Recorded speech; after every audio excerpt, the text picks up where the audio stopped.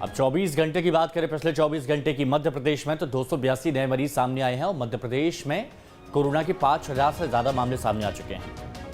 अब तक 250 से ज़्यादा लोगों की मौत हो चुकी है मध्य प्रदेश में। और इंदौर, सबसे ज़्यादा मामले इंदौर में आए हैं। सभी लोग वाकिफ हैं इस खबर से।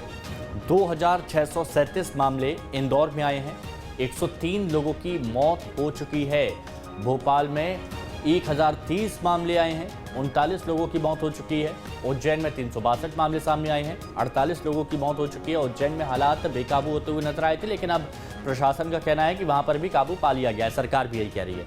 वहीं सागर में 38 मामले, 1 की मौत। सीधी में 5 लोग संक्रमित, कोई मौत अभी तक नहीं। बड़ी खबर अभी आपको बताई थी सीधी से।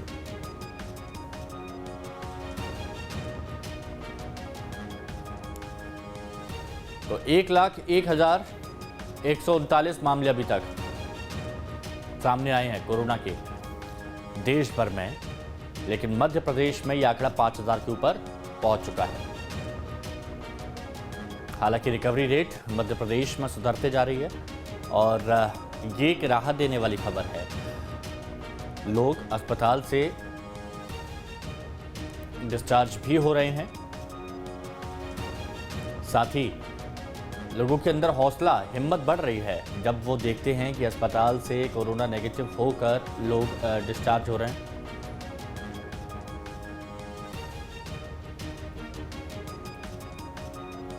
रुक करेंगे, हमारे सहयोगी विनोद हमारे साथ ग्वालियर से जुड़ चुके हैं। विनोद, मध्य प्रदेश में 5000 का आंकड़ा पार कर चुका है। ग्वालियर में शुरुआत में स्थिति काबू में थी, लेकिन ग्वालियर में फिर कोरोना बढ़ता हुआ नजर आया। फिलहाल आज किस तरह की एहतियात ग्वालियर में बढ़ती जा रही है, क्या हालात हैं?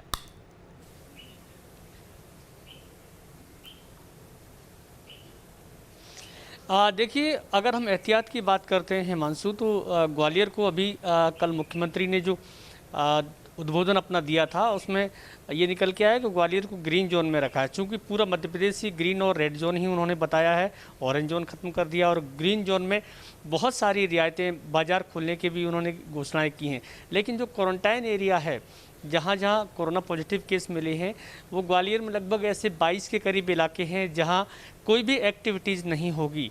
और सबसे अहम बात तो ये है कि उन क्वारंटाइन इलाके में किसी को भी आने जाने की परमिशन नहीं होगी। ना तो कोई वहाँ से बाहर आ सकेगा, ना बाहर का व्यक्ति अंदर जा सकेगा जी। अगर किसी को कोई आवश्यक चीज़ की ज़रूरत है तो उसको ऑर्डर करके वो उसके पास पहुँचेगी। प्रशासन की ये जिम्मेदारी है। तो कहीं ना कहीं एक रोकने की कोशिश है कि जो जहां है वहां सीमित रहे। बाकी जिन इलाकों में हैं उन इलाकों में बाजार खुलेंगे और शाम का जो समय दिया है 7 बजे से लेकर सुबह 7 बजे तक कंप्लीट कर्फ्यू सा माहौल रहेगा। कर्फ्यू लगा रहेगा, किसी को भी बाहर आने की रात में अनुमति नहीं होगी। लेकिन हिमांशु, इसमें गौर करने वाली बात यह है कि जो दिन का समय है, उस दिन के समय में ये संभव हो ही नहीं पाएगा कि क्वारंटाइन एरिया से होकर कोई व्यक्ति ना निकले, क्योंकि ग्वालियर के 22 इलाके हैं, जो 22 इलाके लगभग आधे शहर के लोगों को जोड़ते हैं।